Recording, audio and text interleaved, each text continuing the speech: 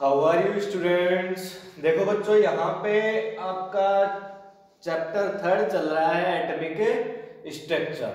Atomic structure के अंदर हम आज पढ़ने वाले हैं डिस्कवरी ऑफ प्रोटॉन की। प्रोटॉन की डिस्कवरी कैसे हुई। इससे पहले वाले वीडियो में आप लोगों ने पढ़ा है कि सर जे थॉमसन ने डिस्कवरी करी है इलेक्ट्रॉन की। तो जब जे थॉमसन ने इलेक्ट्रॉन की डिस्कवरी करी तो वो काफी ज्यादा फेमस हो गए। अब उसके लिए जितने भी साइंटिस्ट थे वो बार बार उस एक्सपेरिमेंट को करके देख रहे थे कि क्या सच में एटम को डिवाइड किया जा सकता है, क्या कि सच के अंदर एटम के अंदर कोई ऐसा पार्टिकल होता है इलेक्ट्रॉन नेम का। तो सभी इसको यहाँ पे री एक्सपेरिमेंट किया जा रहा था। जब री एक्सपेरिमेंट कर रहे थे तो यहाँ पे उनमें से एक साइंटिस्ट थे गोल्डस्टीन, और ये बात है कब की, 1886। तो प्रोटॉन की डिस्कवरी कोई पूछे कब हुई, 1886 में, और किसने करी, गोल्डस्टीन ने करी। अब जब वो एक्सपेरिमेंट को रिपीट कर रहे थे तो उन्होंने एक चीज को ऑब्जर्व किया कि जब यहाँ पे एक हमारे पास में नेगेटिव टर्मिनल है, कैथोड है, और यहाँ पे हमारे पास एक पॉजिटिव टर्मिनल है, एनोड, और जब यहाँ पे हाई वोल्टेज करंट है वो पास करवाया जाता है, तो जब ये पार्टिकल्स यहाँ से जाते हैं दूसरी साइड में, जब यहाँ से ये पार्टिकल्स जाते हैं तो कुछ पार्टिकल्स उन्होंने ऑब्जर्व किए कि यहाँ पे अपोजिट डायरेक्शन के अंदर भी मोशन करते हैं। अब उनको ये पता लगाना था, ये तो पता चल गया था कि जो इलेक्ट्रॉन्स जा रहे हैं उनके अलावा भी कोई ना कोई पार्टिकल्स हैं जो यहाँ पे अपोजिट डायरेक्शन में मोशन कर रहे हैं, लेकिन उनको ये पता लगाना था कि ये पार्टिकल्स हैं क्या। तो उन्होंने क्या किया कि अच्छा, इसके पीछे भी एक बड़ी ही अच्छी स्टोरी है बच्चों। यहाँ पे जब गोल्डस्टीन इस चीज का एक्सपेरिमेंट करने लग रहे थे तो उन्होंने क्या किया कि उनके बाथ टब के अंदर जो सिंक है, जो किचन के अंदर जो सिंक होती है, वहां पे एक, जो आप देखोगे तो एक वहां पे एक एल्यूमिनियम की फॉइल लगी हुई होती है जिसके अंदर छोटे छोटे पोर्स होते हैं, छिद्र होते हैं, ठीक है। तो उनको कुछ नहीं मिल रहा था, उनको एक एल्यूमिनियम का ऐसा टुकड़ा चाहिए था, क्या बनाने के लिए, कैथोड टर्मिनल को बनाने के लिए उनको एल्यूमिनियम का ऐसा टुकड़ा चाहिए था जिसमें छोटे छोटे पोर्स हों, ठीक है। लेकिन वहां पे उनको कुछ नहीं मिला। तो जब अचानक से जैसे ही वो इंसिडेंटली अपने किचन में गए तो उनकी नजर पड़ी उस सिंक पे, और सिंक के अंदर जो एल्यूमिनियम फॉइल का जो टुकड़ा था जिसमें छोटे छोटे छिद्र, सिंक को उखाड़ लिया उन्होंने।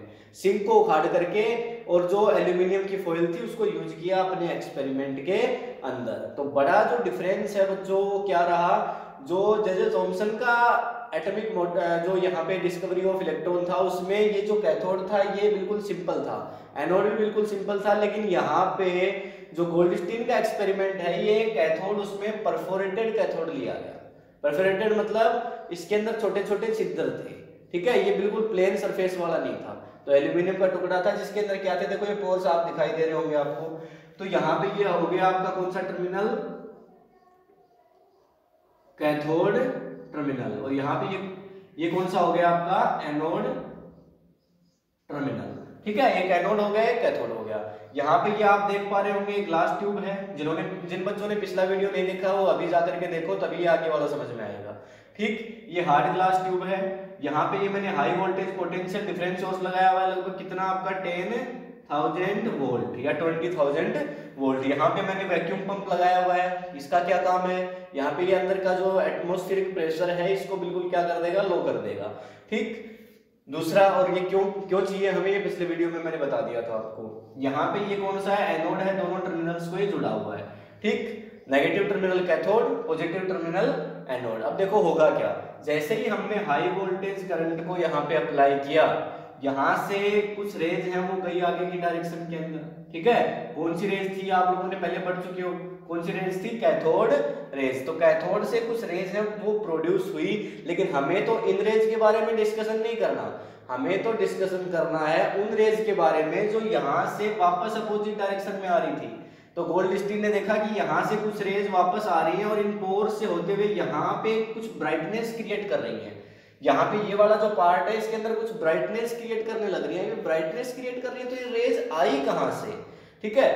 तो जब गोल्डस्टीन ने इसको थोड़ा सा फर्दर और एक्सप्लेन करके देखा तो पता लगा कि यहाँ पे जो गैस हमने फिल करी होती है, ठीक है, यहाँ पे कौन सी गैस फिल है, हाइड्रोजन गैस फिल है, फिलहाल के लिए कोई भी कर सकते हैं, हीलियम कर सकते हैं। तो यहाँ पे जब हाइड्रोजन गैस फिल है तो करते क्या है कि ये जब कैथोड रेज जाती हैं तो इनसे टकरा जाती हैं, जो हाइड्रोजन के छोटे छोटे पार्टिकल्स इसके अंदर मोशन कर रहे हैं ना, इसके अंदर हाइड्रोजन गैस मोशन करने लग रही है, तो उसके जो पार्टिकल्स हैं उन पे जाकर के कैथोड रेज, कैथोड पार्टिकल्स टकरा जाते हैं, और जब कैथोड पार्टिकल्स उन पर टकराते हैं तो वो उनको आयोनाइज कर देते हैं। आयोनाइज मतलब उनको उनके ऊपर आयंस आते हैं। आप लोग देखोगे कि जब स्टैटिक एनर्जी, आपको पता होगा तौलिया, जब एक चेयर के ऊपर कोई बच्चा बैठा होता है, तौलिए से पीछे से मारा जाता है तो वो दूसरे किसी को छूता है तो उसको शॉक लगता है। तो यहाँ पे ये भी एक आयोनाइजेशन का एग्जांपल है। जब आप कंघी को अपने बालों में रब करते हैं, उसके बाद पेपर के छोटे छोटे टुकड़ों के पीसेज के पास में ले जाते हैं तो वो उसको अट्रैक्ट करता है, आयोनाइजेशन का एग्जांपल है।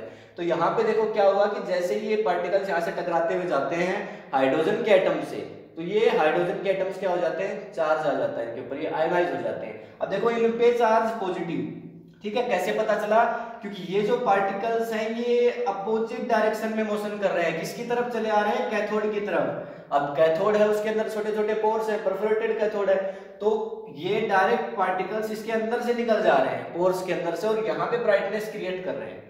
इससे ये बात प्रूव हो गई कि आपको पता है डिफरेंट चार्जेज एक दूसरे को क्या करते हैं, अट्रैक्ट करते हैं, ठीक है, डिफरेंट चार्ज अट्रैक्ट करते हैं। तो यहाँ पे देखो इसके ऊपर तो नेगेटिव चार्ज है क्योंकि ये कैथोड है, और अगर यहाँ से कोई पार्टिकल कोई अपनी तरफ अट्रैक्ट कर रहा है, कोई पार्टिकल इसकी तरफ चले आ रहा है, तो उसके ऊपर कैसा चार्ज है, पॉजिटिव चार्ज है। इसलिए यहाँ पे इनको फिर नाम दिया गया क्या, कैनल रेज, ठीक है। बाद में इसका नाम क्या हो गया, प्रोटॉन, ठीक है। इनको तब क्या नाम दिया गया था, कैनल रेज नाम दिया गया था। अब इनकी प्रॉपर्टीज के बारे में डिस्कशन कर लेते हैं। सबसे पहले इनकी प्रॉपर्टी क्या है, ये हमेशा स्ट्रेट लाइन के अंदर ट्रेवल करते हैं। कैसे ट्रेवल करते हैं, स्ट्रेट लाइन के ऊपर ट्रेवल करते हैं। सेकंड इनकी प्रॉपर्टी क्या है, यहाँ पे पिछले वीडियो में हम लोग ने डिस्कस करा था आपका इलेक्ट्रॉन मास रेशियो डिस्कशन किया था। हमने कहा था कि कोई भी गैस अगर इस गैस ग्लास ट्यूब के अंदर फिल करते हैं तो इलेक्ट्रॉन मास रेशियो के ऊपर में कोई भी डिफरेंस नहीं पड़ता, लेकिन यहाँ पे ऐसा नहीं है। देखो जो पार्टिकल्स हैं वो तो किसके हैं, गैस के हैं, और गैस को अगर हमने चेंज कर दिया तो इस बार इलेक्ट्रॉन मास रेशियो के ऊपर डिफरेंस पड़ेगा। हाइड्रोजन के एटम का मास अलग होता है, अगर हीलियम गैस डाल दूंगा यहाँ तो उसका मास अलग होगा। तो जो इलेक्ट्रॉन मास रेशियो है इस बार उसके ऊपर इंपैक्ट पड़ेगा जब हम गैस को चेंज करेंगे। तो कैनल रेज की दूसरी प्रॉपर्टी होगी। थर्ड जो प्रॉपर्टी यहाँ पे होती है कि ये डिफ्लेक्ट होते हैं बाई इलेक्ट्रिक चार्ज। कौन सी साइड में, जब यहाँ पे कैथोड चार्ज लगाया जाता है या बाहर इलेक्ट्रिसिटी में, इलेक्ट्रिक फील्ड में नेगेटिव चार्ज अप्लाई करते हैं तो ये उनकी तरफ में अट्रैक्ट होकर के चले जाते हैं। इसका मतलब इन पे कैसा चार्ज है, पॉजिटिव चार्ज है। फिर से ये बात प्रूव होती है। मैग्नेटिक फील्ड जब यहाँ पे अप्लाई करके देखते हैं तो भी ये डिफ्लेक्ट होते हैं। कुछ बच्चों ने पूछा कि सर मैग्नेटिक फील्ड के ऊपर कौन सा चार्ज होता है, नेगेटिव होता है, पॉजिटिव होता है। तो देखो मैग्नेटिक फील्ड के पास में मैग्नेट होती है ना, उसके पास में दो पोल होते हैं, एक एन और दूसरा एस। यहाँ पे नेगेटिव पॉजिटिव चार्ज नहीं होते। यहाँ पे जब आप आगे पढ़ेंगे 10th क्लास के अंदर तो पता लगेगा आपको, यहाँ मैग्नेटिक फील्ड की डायरेक्शन है वो कैसे फाइंड आउट करते हो आप, ठीक है। लेकिन यहाँ मैग्नेट की एक प्रॉपर्टी है कि जब आप किसी इलेक्ट्रिक फील्ड के अंदर उसको ले जाते हो तो इंटरफेयर करता है। बस वैसा ही इंटरफेयर यहाँ पे देखने को मिला। जब यहाँ मैग्नेट रखी गई तो ये पार्टिकल्स है कुछ अपनी पोजीशन से डिफ्लेक्ट हुए, ठीक है। तो यहाँ पे मैग्नेटिक फील्ड से भी इंपैक्ट होते हैं, ये इनकी प्रॉपर्टी हो गई। और एक इनकी जो लास्ट प्रॉपर्टी है वो है कि दे हैव काइनेटिक एनर्जी। अब काइनेटिक एनर्जी कब हो सकती है, इसके पास में कुछ न कुछ मास हो। तो इनके पास कुछ मास था और कुछ चार्ज भी था, और साथ में क्या थी, मोशन के लिए काइनेटिक एनर्जी। जब तक किसी पार्टिकल के पास में काइनेटिक एनर्जी नहीं होती वो मोशन नहीं कर सकता। तो यहाँ पे इनके पास में काइनेटिक एनर्जी भी अवेलेबल थी, और इस तरह से जो आपकी डिस्कवरी ऑफ प्रोटॉन है वो पॉसिबल हो पाई। डिफरेंस बस आपको इतना याद रखना है, जो कैथोड है वो कैसा है, परफोरेटेड कैथोड है, जिसके अंदर छोटे छोटे क्या है, पोर्स है। जो वहां पे इलेक्ट्रॉन की डिस्कवरी में जो कैथोड था वो बिल्कुल प्लेन कैथोड था। इस बात को आपको ध्यान में रख लेना है, ठीक है। इसके अंदर इससे रिलेटेड आपका कोई क्वेश्चन हो तो आप कमेंट में डाल सकते हैं, व्हाट्सएप पे मैसेज कर सकते हैं। बाकी नेक्स्ट वीडियो में डिस्कशन करेंगे। Thank you, have a nice day.